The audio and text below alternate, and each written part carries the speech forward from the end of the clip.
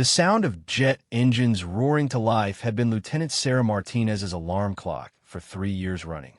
Every morning at 0530 hours, she would roll out of her narrow bunk at Naval Air Station Pensacola and listen to the F/A-18 Super Hornets warming up on the flight line.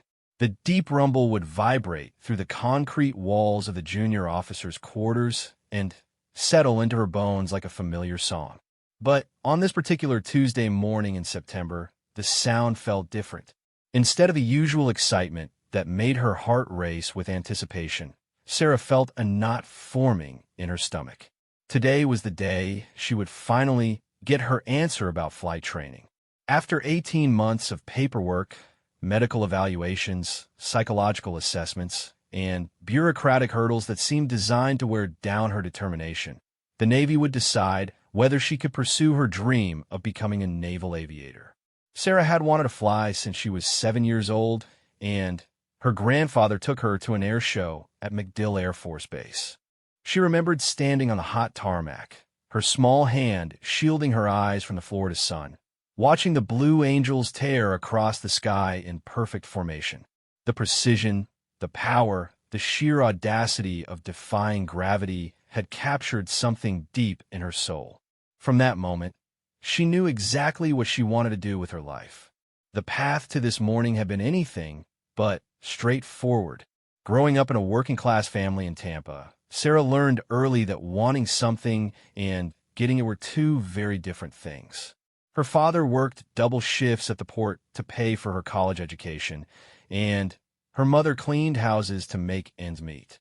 They supported her dreams, but couldn't afford flight lessons or fancy prep schools. Sarah would have to earn everything through merit alone. She excelled in high school mathematics and science, spending her free time reading every aviation manual she could find at the local library. While her classmates were at parties or the mall, Sarah was studying aerodynamics textbooks and memorizing aircraft specifications. She joined the Civil Air Patrol and volunteered at every aviation event within driving distance. Her dedication paid off with a full ROTC scholarship to the University of Florida, where she majored in aerospace engineering while maintaining a 3.9 GPA. The Navy recruited her aggressively during her senior year. Her academic record, combined with her obvious passion for aviation, made her exactly the kind of candidate they wanted. The recruiter, a charismatic commander named Peterson, painted vivid pictures of her future in the cockpit of Super Hornet, launching from aircraft carriers and defending freedom across the globe. Sarah signed her commission papers without hesitation. But Naval Officer Candidate School had been her first taste of the challenges ahead. While her male classmates seemed to move through the program with relative ease, Sarah found herself under constant scrutiny. Her fitness scores were questioned despite exceeding standards. Her leadership potential was debated in ways that felt personal rather than professional. Some instructors seemed genuinely supportive, but others maintained a barely concealed skepticism about women in combat roles. The real shock came during her first week at flight training. Sarah had expected the academic workload to be intense. She was prepared for the physical demands and the psychological pressure of learning to control a multi-million-dollar aircraft. What she hadn't anticipated was the administrative maze that would consume the next 18 months of her life. The morning after her arrival at Pensacola, Sarah reported to the Flight Training Command as instructed. The duty officer, a gruff master chief with 30 years of experience, looked at her orders and frowned. He made several phone calls, each conversation growing more animated than the last. Finally, he hung up and looked at Sarah with something approaching sympathy. "Lieutenant, there seems to be a problem with your medical clearance," he said. "You'll need to report to the flight surgeon for additional evaluation." Dr. Harrison, the flight surgeon, was a thin man in his 50s who seemed uncomfortable making eye contact. He ordered a battery of tests that Sarah had already completed twice during her commissioning process. Blood work, vision screening, cardiovascular stress tests, balance assessments, and psychological evaluations. Each test came back normal, just as they had before. "I don't understand," Sarah said after the third round of testing. "My medical records are clear. I passed every requirement." Dr. Harrison shuffled through her paperwork and cleared his throat. The standards for female aviators are still being refined, he said carefully. We want to make absolutely certain that you meet every possible criteria. The testing continued for weeks. Sarah found herself in a bizarre routine of attending ground school classes in the morning while spending her afternoons in medical facilities. She learned navigation, meteorology, and aircraft systems while simultaneously enduring tests that her male classmates had never been required to take. The other students began their actual flight training, while Sarah remained grounded by bureaucratic delays. The worst part wasn't the frustration or even the obvious discrimination. It was the doubt that began creeping into her own mind. Late at night, lying in her narrow bunk and listening to the jets take off for night training flights she couldn't join, Sarah wondered if maybe the system was right. Maybe women weren't cut out for this. Maybe she was being naive to think she could succeed where others had failed. Those dark thoughts lasted until she met Lieutenant Commander Maria Santos at the base gym. Maria was a helicopter pilot who had fought her own battles to earn her wings 5 years earlier. She was compact and intense, with graying temples and laugh lines that spoke of someone who had learned to find humor in adversity. They did the same thing to me, Maria said after Sarah reluctantly shared her situation. Different excuse, same result. They'll keep testing you until you quit or until someone with authority tells them to stop. Maria had been the first woman to pilot search and rescue helicopters in combat zones. She had saved dozens of lives and earned a Bronze Star for her actions during a particularly dangerous mission off the coast of Somalia. But she had also spent nearly 2 years fighting for the right to do her job. The system wasn't designed for us, Maria explained as they jogged around the base perimeter. Every regulation was written by men, for men, assuming men would be the only ones doing the job. When we show up, they don't know how to handle it. So they create new rules, new tests, new barriers. Sarah learned that her experience wasn't unique. Women throughout the military were facing similar obstacles as policies slowly changed to allow them into previously male-only roles. The official stance was supportive, but the practical implementation was often hostile or simply confused. So what do I do? Sarah asked. You outlast them, Maria said simply. You take every test they give you. You pass everything perfectly. You never give them a reason to doubt your competence or your commitment. And you wait for someone with real authority to notice what's happening. The waiting was the hardest part. Week after week, Sarah attended ground school and passed every exam with scores in the top 10%. She maintained her physical fitness at levels that exceeded requirements. She volunteered for every additional duty and completed every assignment flawlessly. But she still couldn't get into an actual cockpit. Her classmates began to avoid her. Some seemed embarrassed by the obvious discrimination she was facing. Others appeared to believe that there must be something wrong with her if the Navy was being so cautious. Sarah found herself increasingly isolated, eating meals alone and spending her free time in the base library rather than socializing. The breaking point came on a cold December morning. Sarah had been at Pensacola for 4 months without flying a single training mission. Her male classmates were progressing through advanced stages of flight training, while she remained stuck in administrative limbo. The latest delay involved a completely new psychological evaluation, supposedly required because of updated gender-specific protocols. Sarah sat in the psychologist's office, a sterile room decorated with motivational posters and artificial plants, answering questions she had answered dozens of times before. The psychologist, a civilian contractor named Dr. Williams, seemed genuinely puzzled by her file. I have to ask, he said, looking up from his notes, why are you so determined to do this? Flying military aircraft is dangerous, stressful work. There are plenty of other career paths in the Navy that would utilize your engineering background. The question hit Sarah like a physical blow. After months of proving herself repeatedly, after maintaining perfect scores and exemplary conduct despite constant obstacles, she was still being asked to justify her fundamental desire to serve. Sir, she said, choosing her words carefully, I've wanted to be a pilot since I was 7 years old. I worked toward this goal for 15 years. I've met or exceeded every standard the Navy has established. The question isn't why I want to do this. The question is why I'm still sitting in this office instead of learning to fly. Dr. Williams made some notes and nodded. I understand your frustration, Lieutenant. But surely you can see why the Navy might want to be cautious about placing women in combat aircraft. The physical demands, the psychological stress, the integration challenges with male crew members. Sarah felt something snap inside her chest. The months of patience, of swallowing her anger and maintaining military courtesy, suddenly felt like a massive weight she could no longer carry. "Doctor," she said, her voice steady but with steel underneath, "I didn't ask for special treatment.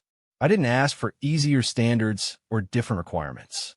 I asked for the same opportunity to prove myself that every man in my class received automatically. If I can't cut it, wash me out. But don't ground me without ever giving me a chance to fail." The room fell silent except for the hum of fluorescent lights overhead. Dr. Williams looked uncomfortable, as if he realized he had wandered into territory beyond his expertise. He finished his evaluation with non-committal responses and promised to submit his report promptly. That evening, Sarah sat in her room writing a letter to her parents. She couldn't tell them about the discrimination she was facing. They would worry too much, and there wasn't anything they could do about it anyway.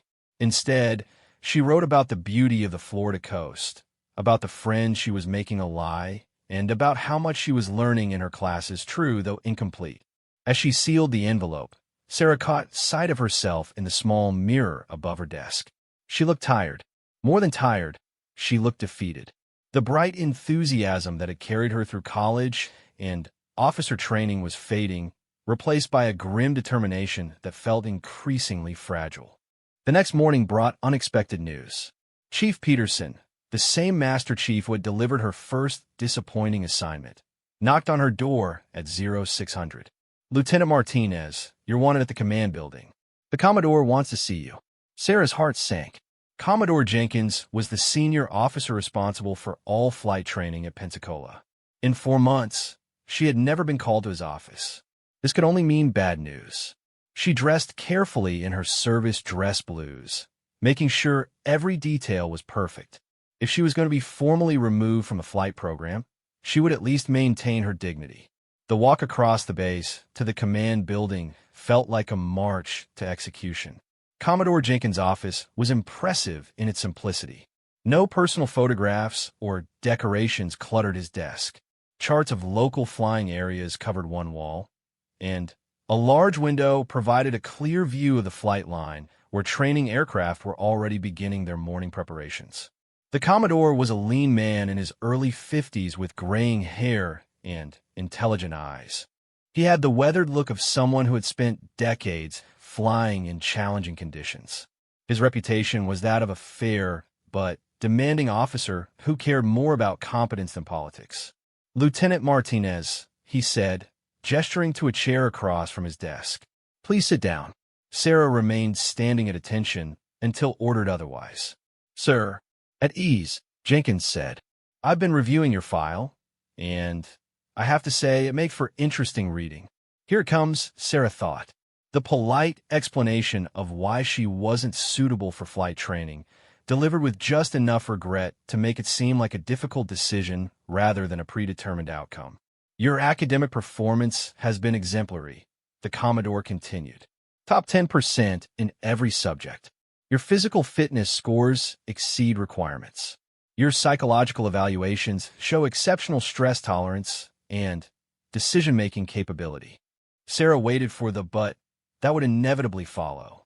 "What I can't understand," Jenkins said, leaning back in his chair, "is why you haven't been cleared for flight training." The words took several seconds to register. Sarah had been so prepared for dismissal that she almost couldn't process what she was hearing. "Sir," she said carefully, "I've reviewed every medical test, every evaluation, every piece of paperwork in your file," the Commodore explained. "You've passed everything with flying colors. Multiple times in some cases. As far as I can determine, There is no valid reason why you shouldn't have started flight training months ago. Sarah felt her heart beginning to race.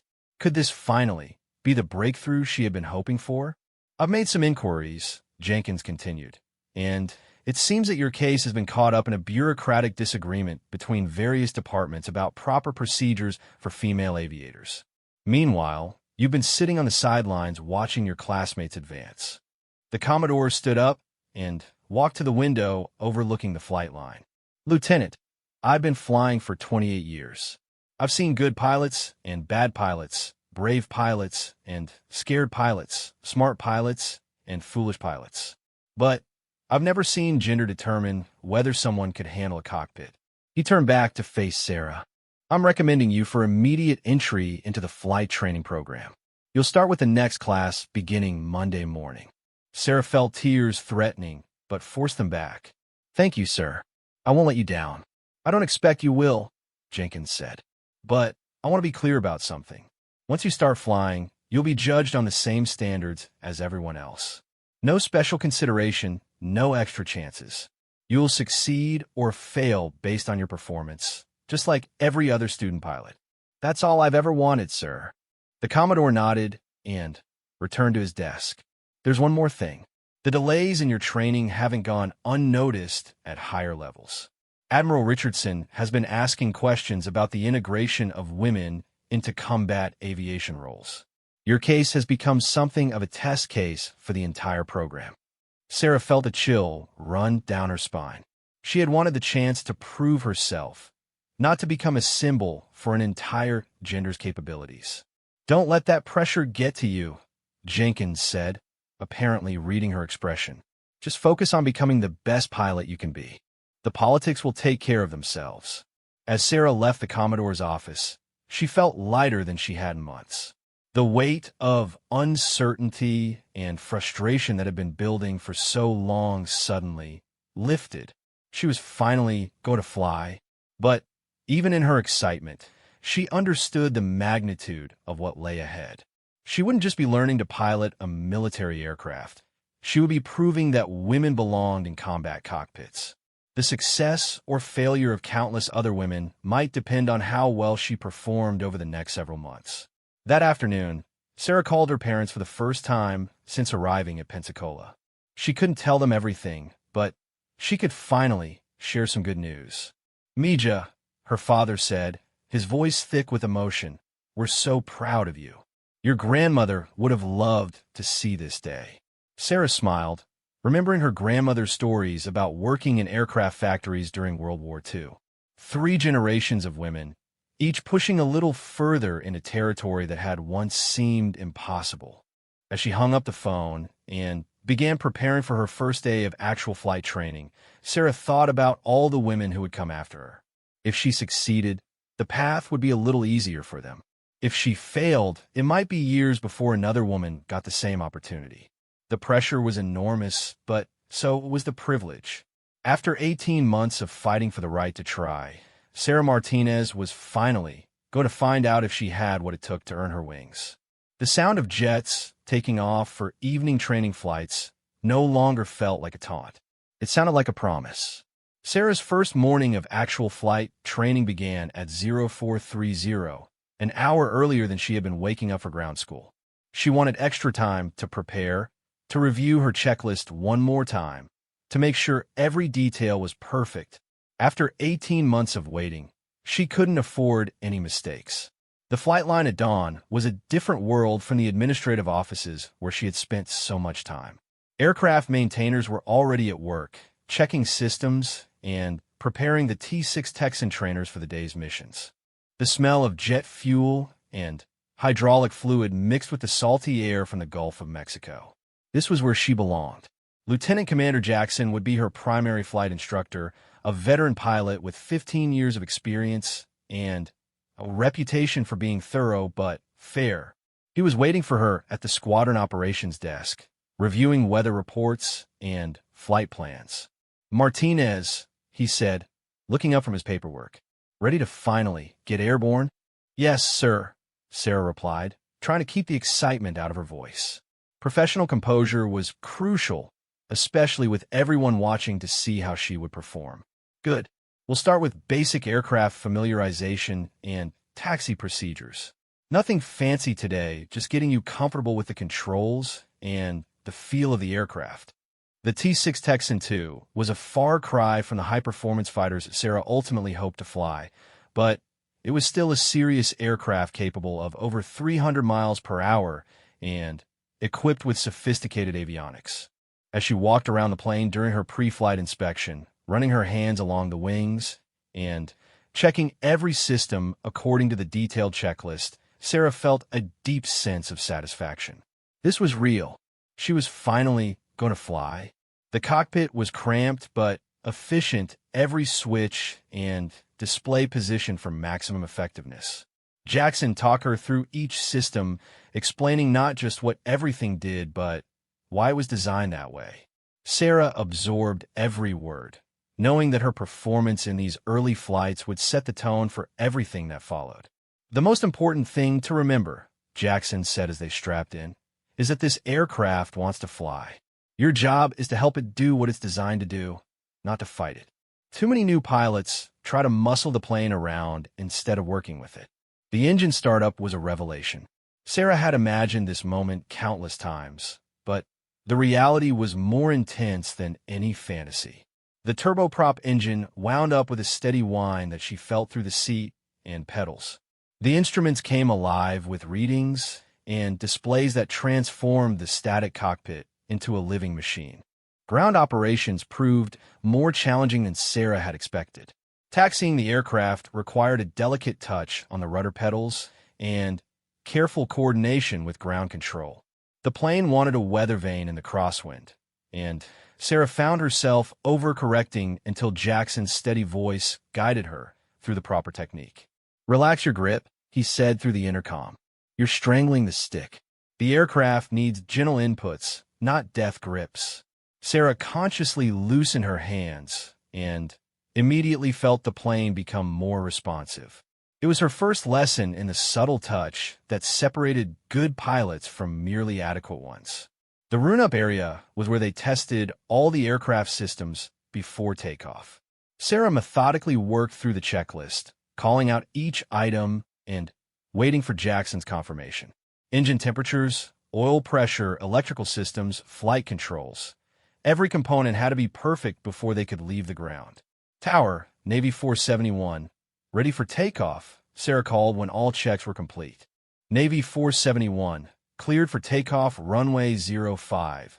Wind 070 at 12 knots." Sarah's hands were steady as she advanced the throttle, but her heart was racing.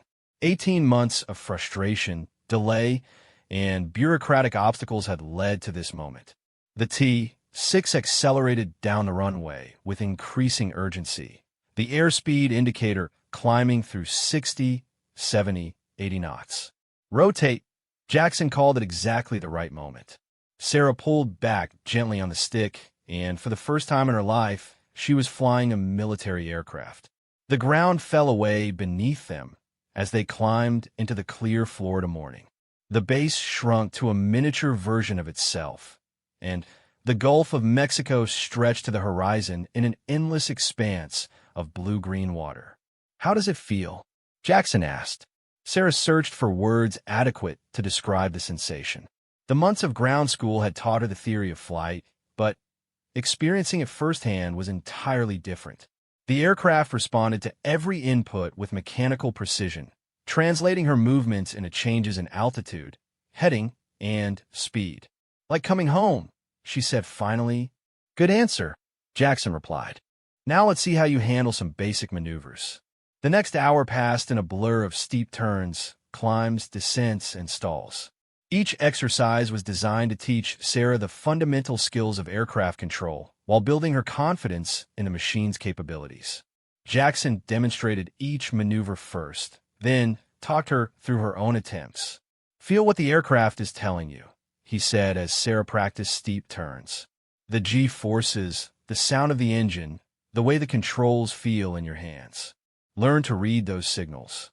Sarah discovered that flying required a completely different kind of multitasking than anything she had experienced before.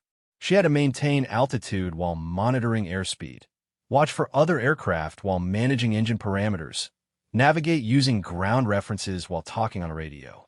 It was like learning to juggle while riding a bicycle, but it was also exhilarating in ways she hadn't anticipated. When she executed a perfect steep turn, maintaining exactly 60 degrees of bank while holding altitude within 50 feet, she felt a satisfaction deeper than any academic achievement. This was visceral, immediate feedback that couldn't be faked or manipulated. The landing back at Pensacola was anticlimactic after the excitement of flight, but it presented its own challenges. Approaching the runway at precisely the right speed and angle required constant adjustments that had to be made smoothly and confidently. Sarah bounced slightly on touchdown, a common mistake for new pilots, but Jackson's critique was constructive rather than harsh. "Better than most first attempts," he said as they taxied back to the flight line. "You have good instincts and you listen well. Those are the foundation of good piloting." As they shut down the engine and completed the post-flight checklist, Sarah felt a profound sense of accomplishment. She had finally begun the journey toward earning her wings, and the first step had gone better than she had dared to hope. But her elation was short-lived. As they walked back to the squadron building, Sarah noticed a small crowd gathered around the operations desk. The conversation stopped when she entered, and several of her classmates looked uncomfortable. "What's going on?" she asked Lieutenant Morrison, one of the few students who had remained friendly despite her delayed start. Morrison glanced around nervously. "There's been some talk," he said quietly. "Some people are saying you only got cleared for training because of political pressure, that the Navy is lowering standards to prove a point about women in combat." Sarah felt her stomach drop. She had been so focused on the technical aspects of flight training that she had momentarily forgotten about the larger political implications of her presence. "That's ridiculous," she said. "I passed the same tests as everyone else." "I know that," Morrison said quickly, "but not everyone sees it that way. There's a group of guys who think this whole thing is a mistake, and they're not being quiet about it." The confrontation came 2 days later during the morning briefing. Sarah was reviewing her flight plan when Lieutenant Brady, a pilot from Georgia with a perpetual sneer, made a comment loud enough for everyone to hear. "I wonder what would happen if Princess here actually had to make a real decision under pressure," he said to his friends. "Think she'd cry or just freeze up?" The room went silent. Sarah felt every eye on her, waiting to see how she would respond. This was clearly a test, though not one covered in any manual. Sarah stood up slowly and walked over to Brady's table. She kept her voice level and professional, but there was steel underneath. "Lieutenant Brady, if you have concerns about my qualifications or performance, I suggest you address them through proper channels. Otherwise, I recommend you focus on your own training." Brady's face flushed red, but before he could respond, Lieutenant Commander Jackson entered the room. "What's the problem here?" he asked, immediately sensing the tension. "No problem, sir," Sarah said. "Just a professional discussion about flight standards." Jackson looked around the room, clearly understanding that more had been happening than a simple professional discussion. "Good," he said, "because I'd hate for anyone to think that personal opinions about gender or politics have any place in flight training. This program is about one thing: producing competent naval aviators. Nothing else matters." The message was clear, and the room slowly returned to its normal pre-flight routine. But Sarah knew that winning in the air would be only half the battle. She also had to prove herself in a social environment that wasn't particularly welcoming. Her second flight went even better than the first. Jackson introduced more complex maneuvers, including formation flying with other student pilots. Sarah discovered that she had an intuitive sense for maintaining position relative to other aircraft, making tiny adjustments to stay precisely in formation even when the lead pilot made sudden changes. "That's impressive," Jackson said as they practiced close formation flying. "Most students take weeks to develop that kind of spatial awareness." Sarah felt a surge of pride, but she was learning to keep her emotions in check. Confidence was important, but overconfidence could be deadly in an aircraft. The academic portion of flight training proved just as challenging as the flying itself. Navigation, meteorology, aircraft systems, emergency procedures, the amount of information to master was staggering. Sarah spent her evenings in the squadron-ready room, studying flight manuals and memorizing emergency checklists. She often found herself alone during these study sessions. Some of her classmates seemed to avoid her, either from discomfort with the political implications of her presence or from genuine belief that she didn't belong. Others were friendly enough, but didn't go out of their way to include her in social activities. The isolation was more difficult than Sarah had expected. She had always been part of study groups and social circles during her academic career. Now she found herself eating meals alone and spending most of her free time in solitary preparation for the next day's challenges. Lieutenant Commander Santos, the helicopter pilot who had mentored her during the difficult waiting period, noticed Sarah's isolation and invited her to dinner at the officers' club. "How are you holding up?" Maria asked over coffee and dessert. "Fine," Sarah said automatically, then caught herself. "Actually, it's harder than I expected. Not the flying. That feels natural. But the social dynamics are complicated." "They always are for pioneers," Maria said. "When I went through flight training, I was the only woman in my class. Half the guys acted like I was a walking lawsuit waiting to happen. The other half treated me like a mascot. Neither reaction was particularly helpful." "How did you deal with it?" "By being undeniably good at my job," Maria said simply. "I studied harder, flew better, and maintained higher standards than anyone else in my class. Eventually, competence won out over prejudice. But it took time and it wasn't easy." Sarah nodded, understanding that she was walking a path that others had pioneered before her. The pressure was enormous, but so was the opportunity to prove that gender had nothing to do with piloting ability. Her breakthrough moment came during her 4th week of training. Sarah was practicing emergency procedures when Jackson simulated an engine failure at low altitude. The standard response was to immediately establish best glide speed, identify a suitable landing site, and run through the emergency checklist. But Jackson had timed the simulated emergency to occur over a congested area with limited options. Sarah had perhaps 30 seconds to make a decision that could mean the difference between a successful emergency landing and a catastrophic crash. Instead of panicking, Sarah felt a strange calm settle over her. Time seemed to slow down as she processed multiple options simultaneously. There was a small field to the left, but it was bordered by power lines. A highway straight ahead offered more room, but was busy with traffic. To the right was a beach that looked clear, but might be too soft for a safe landing. Sarah chose the beach. She banked the aircraft right, trimmed for best glide, and began working through the emergency checklist while simultaneously preparing for an off-field landing. Her radio calls were calm and professional. Her control inputs were smooth and deliberate. "Nicely done," Jackson said as they pulled out of the simulated emergency approach. "That was a complex scenario with no perfect options. You made a good decision quickly and executed it properly." But the real validation came that evening in the squadron-ready room. Brady approached her table, looking uncomfortable but determined. "Martinez," he said, "I owe you an apology. I've been watching you fly, and you're good. Really good. I was wrong to suggest otherwise." Sarah looked up from her study materials, surprised by the admission. "Thank you," she said simply. "I still have concerns about women in combat roles," Brady continued, "but those are policy questions, not questions about your personal capabilities. You've earned your place here." It wasn't a complete transformation, but it was progress. Sarah was learning that respect in the military, like respect anywhere else, had to be earned through demonstrated competence.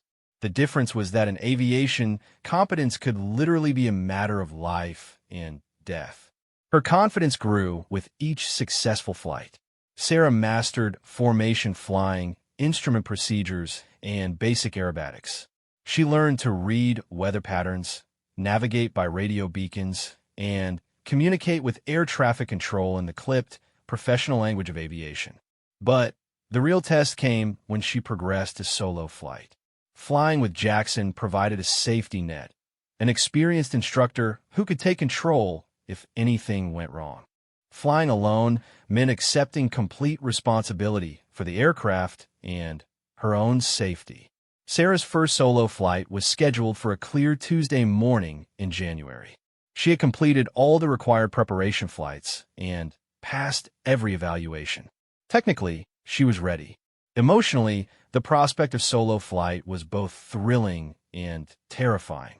"Remember," Jackson said as he helped her with her pre-flight inspection, "this aircraft is exactly the same as it was yesterday when I was in the back seat. The only difference is that you don't have to listen to my voice in your headset." Sarah smiled despite her nervousness.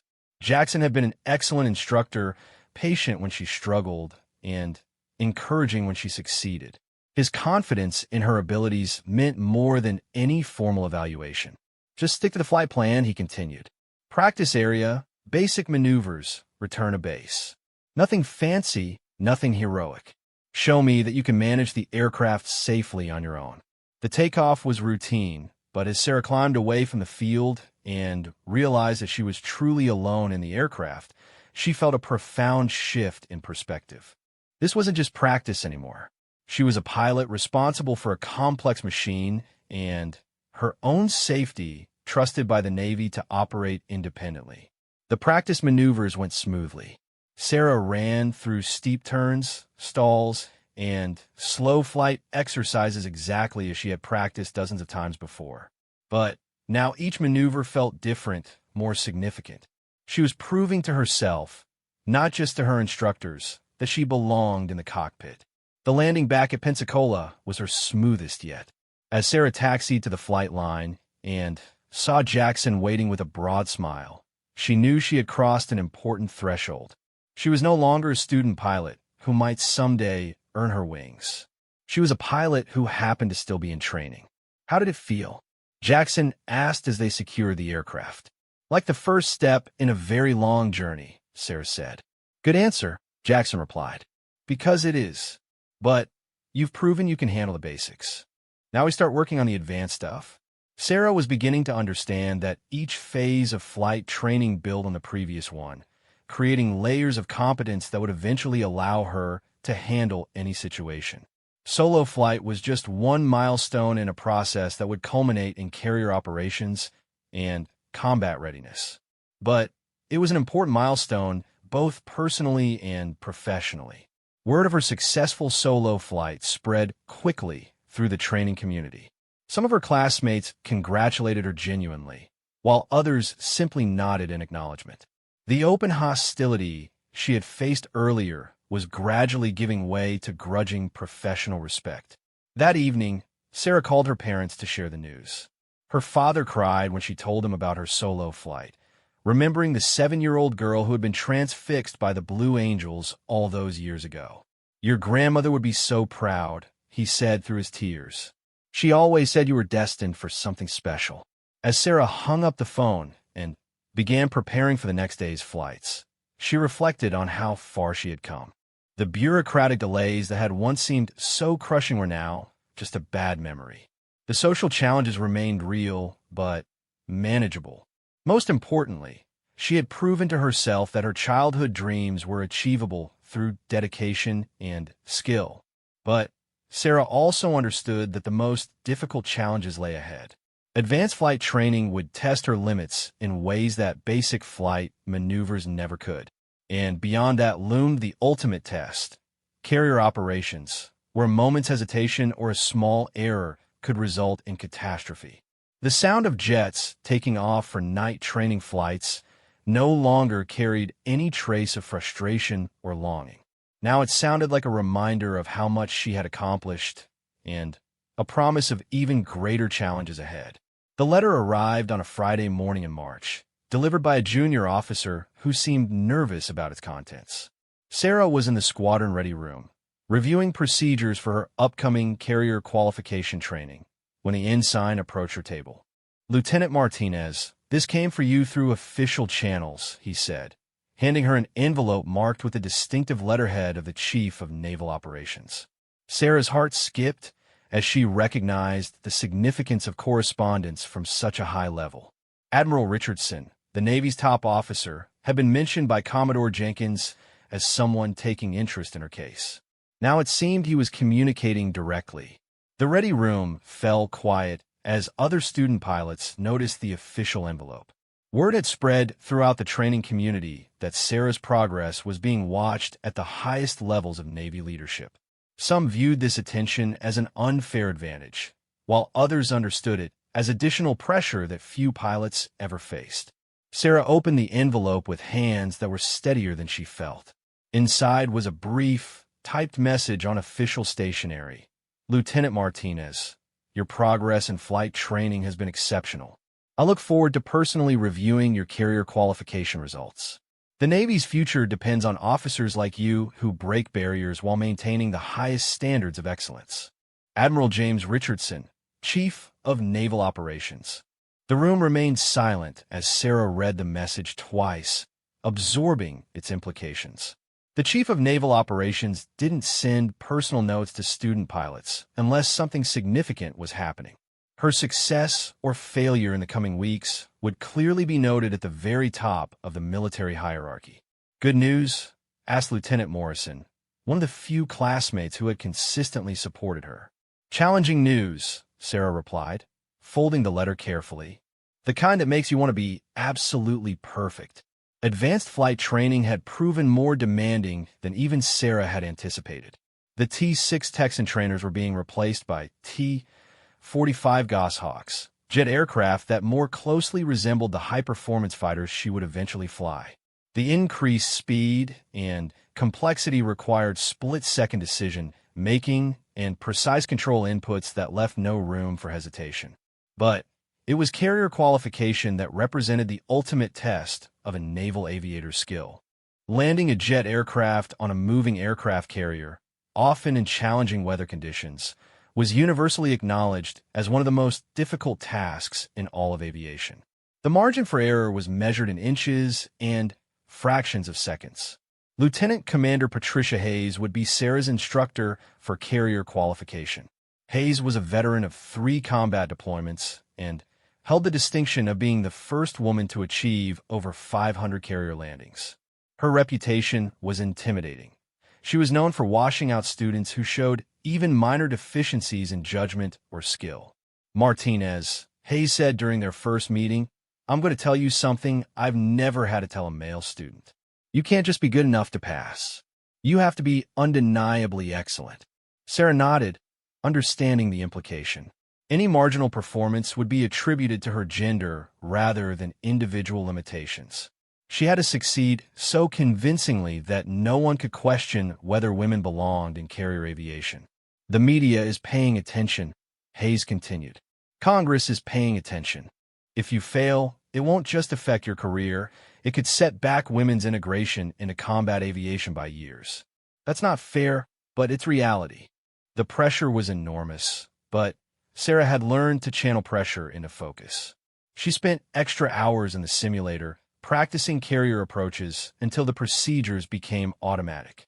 She studied weather patterns around aircraft carriers, memorizing how wind and sea conditions affected landing dynamics.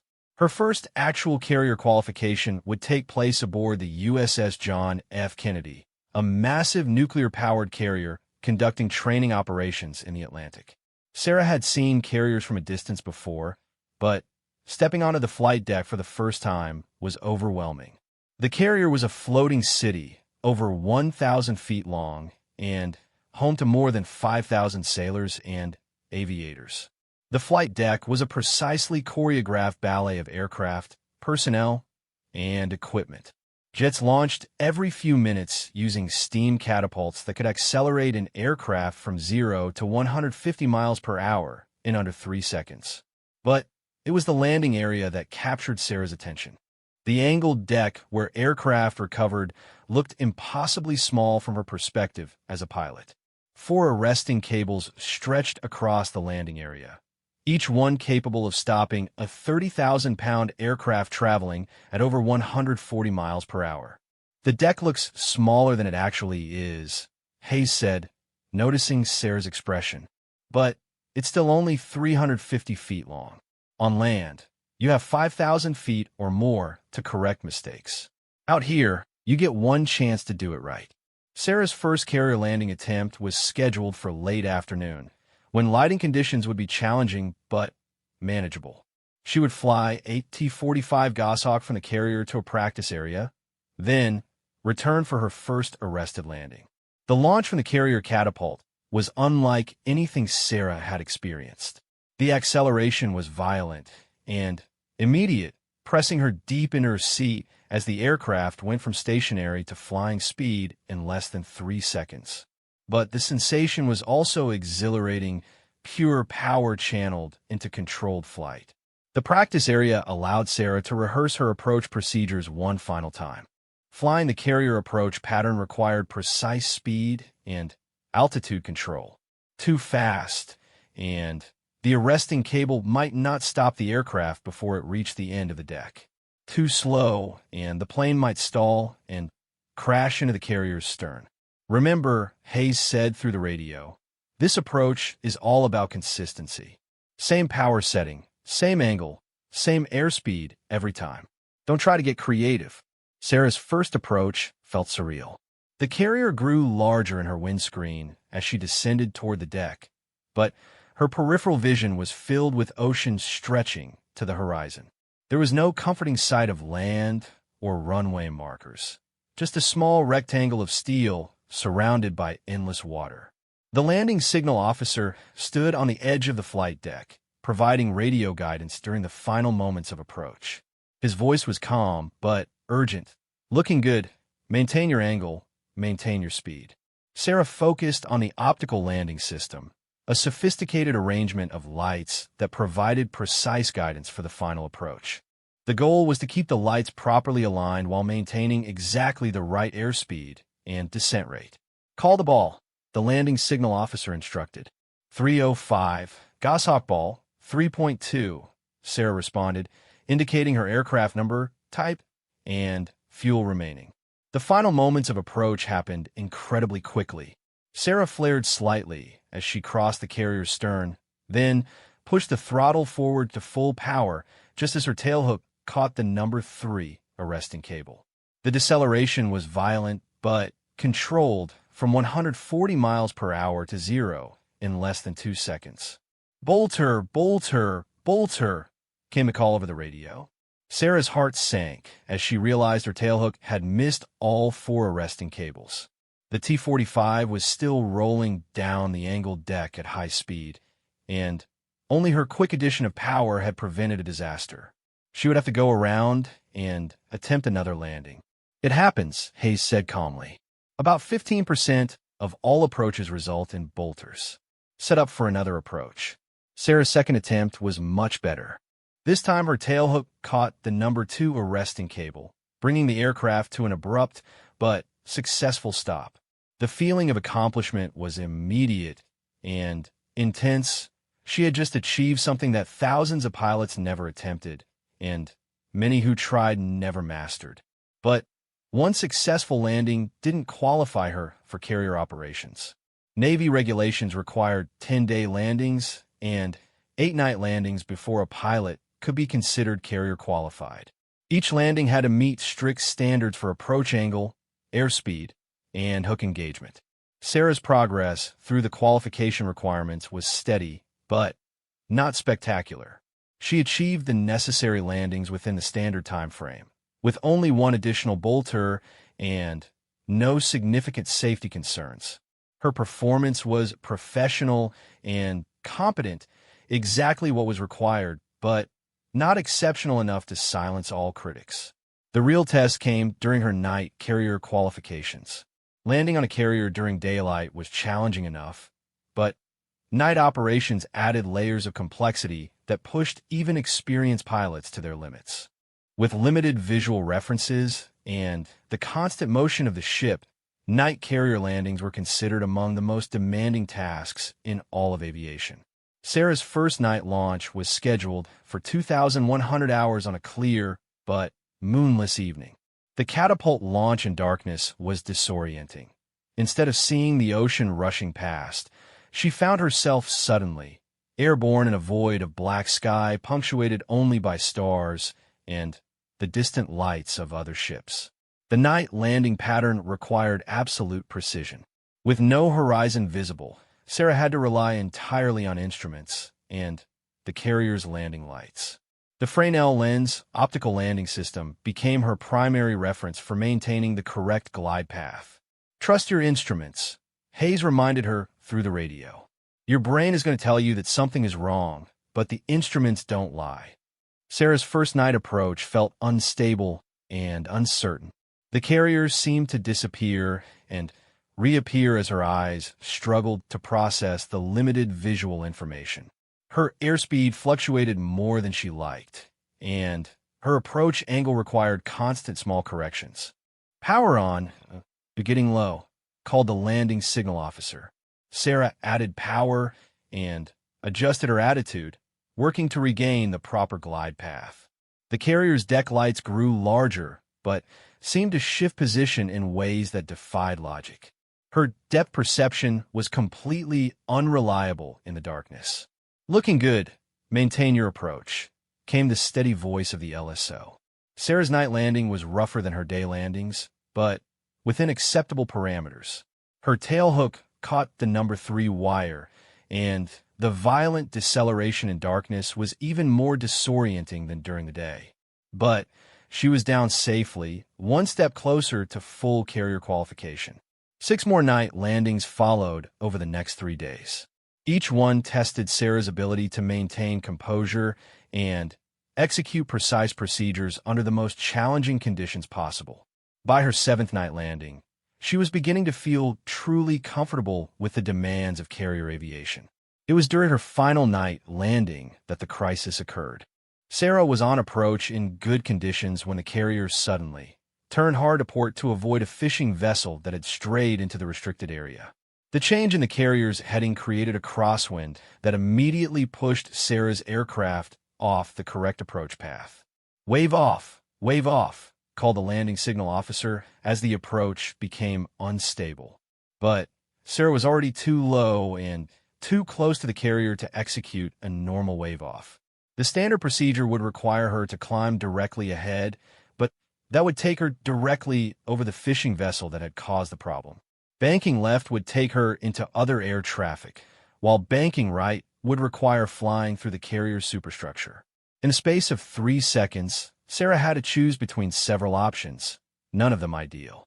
Time seemed to slow as she processed multiple variables: aircraft performance, wind conditions, other traffic, fuel remaining, and safety considerations. She chose to execute a modified wave-off, adding full power while turning slightly right to clear the carrier's island structure. It was an unconventional maneuver that required precise timing and complete confidence in her aircraft's capabilities. The maneuver worked, but barely. Sarah's aircraft cleared the carrier's superstructure by less than 50 feet while maintaining control in challenging wind conditions. She climbed to pattern altitude and set up for another approach, her heart racing, but her hands steady on the controls. "Good decision," Hayes said over the radio. Textbook emergency procedures. Sarah's final approach and landing were routine, but the crisis management she had demonstrated during the wave-off had been noted by everyone watching. Carrier aviation demanded split-second decision-making under pressure, and she had proven she could handle the unexpected with skill and composure. The next morning, Sarah received word that she was being summoned to meet Admiral Richardson aboard the carrier. The Chief of Naval Operations had flown out to personally observe her final carrier qualifications, and he wanted to speak with her before she returned to shore. Admiral Richardson was a compact man with graying hair and intelligent eyes that missed nothing. His office aboard the carrier was spartanly furnished, but commanded an impressive view of the flight deck operations. When Sarah was escorted in, he was reviewing a stack of reports that she assumed included her performance evaluations. "Lieutenant Martinez," he said, looking up from his paperwork. "Please have a seat." Sarah remained at attention until specifically ordered to sit. "Thank you, sir. I've been following your progress through flight training with considerable interest," the Admiral continued. Your academic performance has been exceptional. Your flying skills are well above average. And your conduct has been exemplary throughout some very challenging circumstances. Sarah waited for him to continue, uncertain where the conversation was headed. I'm particularly impressed by your handling of last night's emergency, Richardson said. Quick thinking under pressure is what separates good pilots from exceptional ones. You've demonstrated exceptional judgment in a situation that could have ended badly. Thank you, sir. I had excellent training. The Admiral smiled. Modest as well. Good. He paused, studying some papers in front of him. Lieutenant, I want you to know that your success here represents more than just one person earning her wings. You're proving that integration can work when it's based on merit rather than politics. Sarah felt the weight of that responsibility, just as she had throughout her training. I have one question for you, Admiral Richardson said. Do you believe you're ready for fleet assignment? The question was more loaded than it might seem. Sarah understood that her answer would influence not just her own career, but the pace of women's integration into combat aviation roles. Sir, I believe I'm ready to continue learning at the fleet level, she said carefully. I've mastered the fundamentals, but I understand that real operational experience will teach me things that training cannot. Excellent answer, the Admiral said, confidence balanced with humility. He stood up and walked to the window overlooking the flight deck, where aircraft operations continued with mechanical precision. Lieutenant, in about 30 minutes, I'm going to make an announcement that will change the course of your career and potentially influence the entire Navy. Sarah felt her heart rate increase, though she maintained her composure. I'm recommending you for immediate assignment to VFA 105, the gunslingers flying F/A-18 Super Hornets, Richardson said, turning back to face her. It's a frontline fighter squadron deploying to the Persian Gulf in 6 months. The significance of the assignment was enormous. VFA 105 was one of the Navy's premier fighter squadrons, with a reputation for excellence that went back decades. Being assigned there as a new pilot was unusual. Being assigned there as the first woman to qualify for carrier-based fighter operations was unprecedented.